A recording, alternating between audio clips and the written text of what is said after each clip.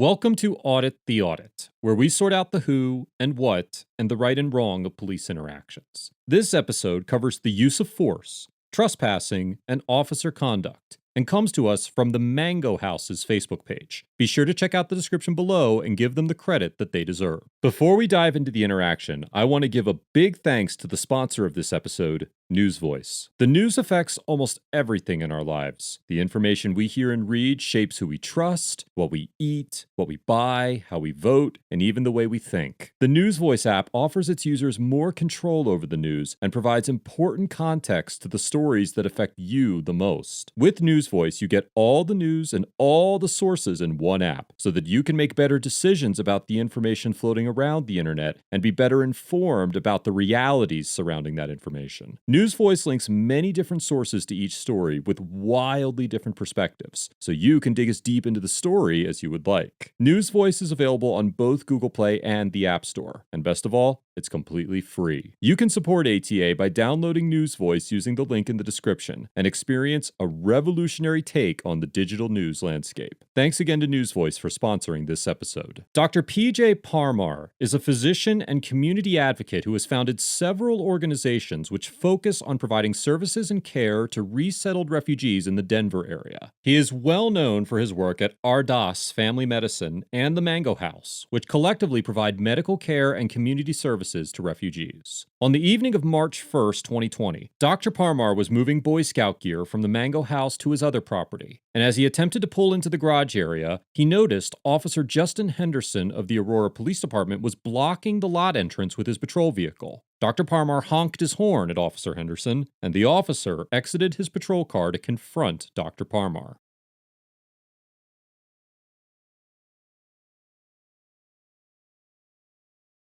Let me see your fucking hands. What are you doing? What did you say? To send me a routine to. You're on my 1500 property. block. Leave. Stay in the car. No. Members of law enforcement are bound to a specific set of standards regarding the use of force when interacting with citizens. Most agencies draft their own policies that guide their officers' use of force protocols. These policies typically refer to an escalating series of actions an officer may take to resolve a situation. This is traditionally referred to as the use of force continuum, and generally has many levels. Officers are instructed to respond with a level of force appropriate to the situation at hand, while acknowledging that the officer may move from one part of the continuum to another in an instant. In 2009, the National Institute of Justice created a force continuum example that offers insight on how the continuum is structured. On the first level of the continuum, officers are expected to exhibit a professional and non-threatening attitude. And on the fifth level, officers may use lethal weapons to gain control of a situation. The NIJ continuum example states that lethal force should only be used if a suspect poses a serious threat to the officer or another individual. Dr. Parmar did not display any signs of danger to Officer Henderson, and there was no indication that the doctor had malicious intentions by pulling into his property and honking his horn. Section 300.4.1 of the Aurora Police Department's use of force policy acknowledges that firing a weapon at or from a moving vehicle is rarely effective, and states that an officer should only discharge a firearm at a moving vehicle or its occupants when the officer reasonably believes that there are no other reasonable means available to avert the threat of the vehicle, or if deadly force other than the vehicle is directed at the officer or others. Officer Henderson immediately drew his firearm after being honked at by Dr. Parmar, and later claimed that he was worried that Dr. Parmar was going to use his vehicle as a weapon against him while he was sitting in his patrol car. Even if Dr. Parmar had attempted to use his vehicle as a weapon, it would have been against the department's policy to use deadly force. Officer Henderson walked directly in front of Dr. Parmar's vehicle and skipped several steps on the use of force continuum while approaching Dr. Parmar with his weapon drawn, even though Dr. Parmar was stopped and clearly honking at Officer Henderson to get out of the way so that he could pull into his parking area. How's Galena? You're in my property. You can get off it now. It's your property? I own it. You can get off it now. Okay, can you show me? I don't have to show you anything. Okay, but you first off don't drive up on a police officer that's sitting there like that. You don't swear at me. Okay, well. You don't sit on my property without asking. I didn't know it was your property. Please leave the property now. Okay, well. You're trespassing. There's signs that say trespassing. What? I'm not trespassing on your property. Please leave the property. I got stuff to do.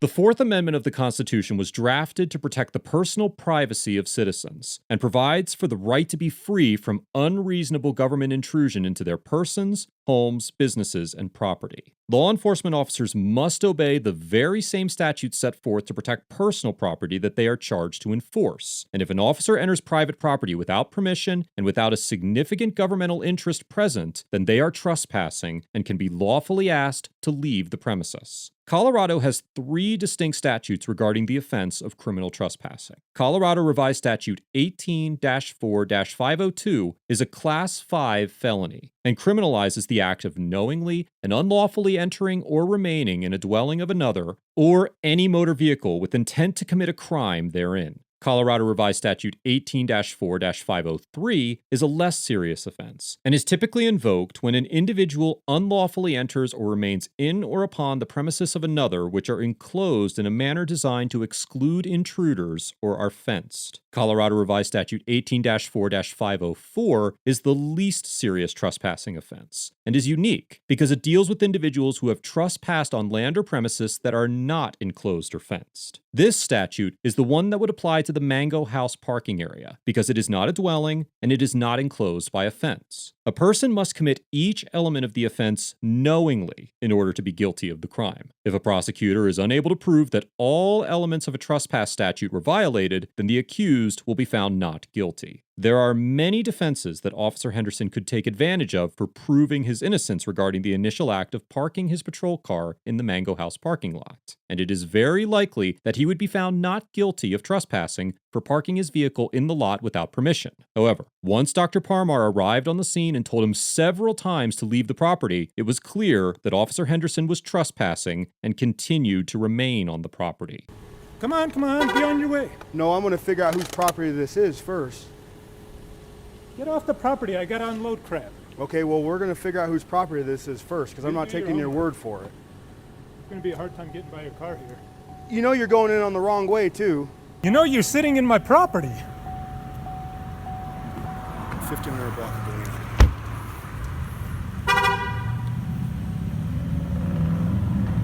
What's your name? Jay Henderson. Officer Henderson.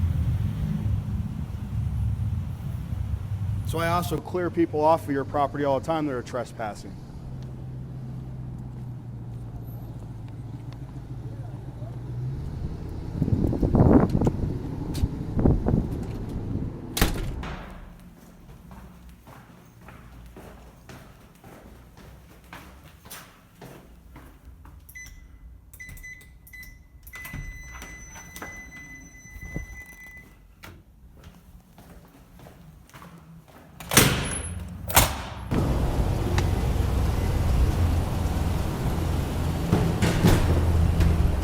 You're making it harder for me to serve your community.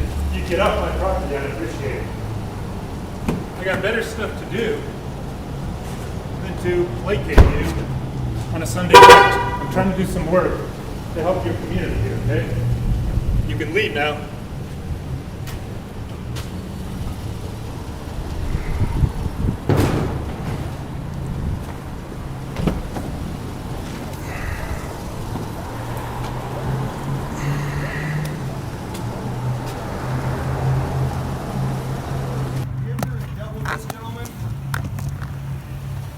He's upset that I'm parked in his parking lot.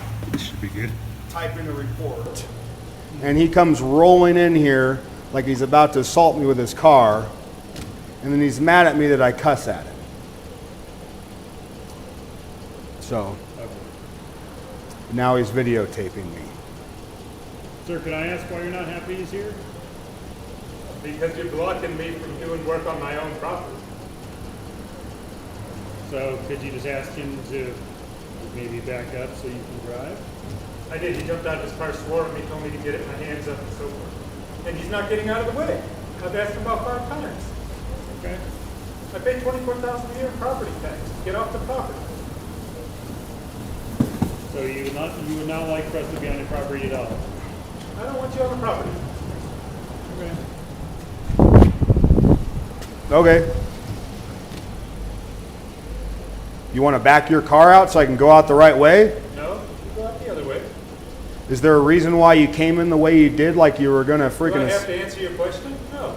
That's actually, yeah, you do because Because it's easier to unload my car from this side. it's actually careless driving.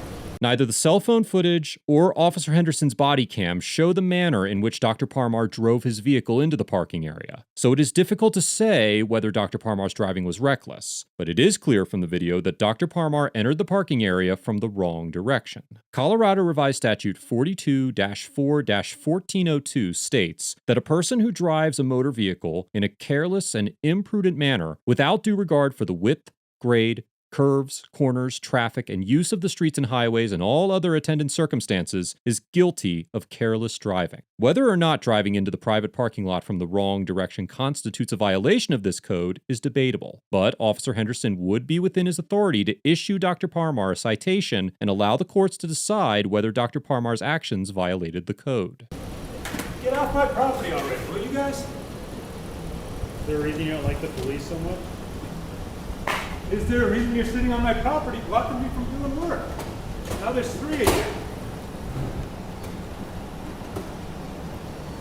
You want to use some of your guns and tasers? I and could shoot very me, beat well, me down? I could very well cite you for careless driving if I wanted to. Go ahead, please do it. You got to move your other folks here.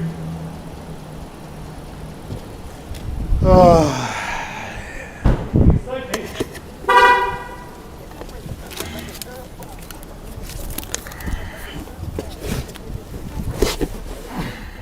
In a blog post written after the encounter, Dr. Parmar stated that the officers eventually left the scene without further incident and without issuing any citations. He also stated that he initially felt too embarrassed to post the video online or seek legal help, but in the wake of George Floyd's encounter, he found the courage to post the video. The Aurora Police Department has admitted that no incident report was filed on the interaction, despite officers being required to document any encounter that involves them drawing their service weapon. Shortly after the video's release, the APD launched an ongoing internal investigation into Officer Henderson's actions, and Dr. Parmar has since obtained legal representation and is filing a federal lawsuit in the district court. Overall, Officer Henderson gets an F for failing to leave the property after being asked to do so several times, drawing his service weapon in the absence of legitimate danger, and threatening Dr. Parmar with a petty citation in retaliation for being kicked off the property. As mentioned earlier in this episode, the Fourth Amendment protects a citizen's right to be free from governmental intrusion, and Officer Henderson should have left the property the moment that Dr. Parmar made it clear that he was not welcome there.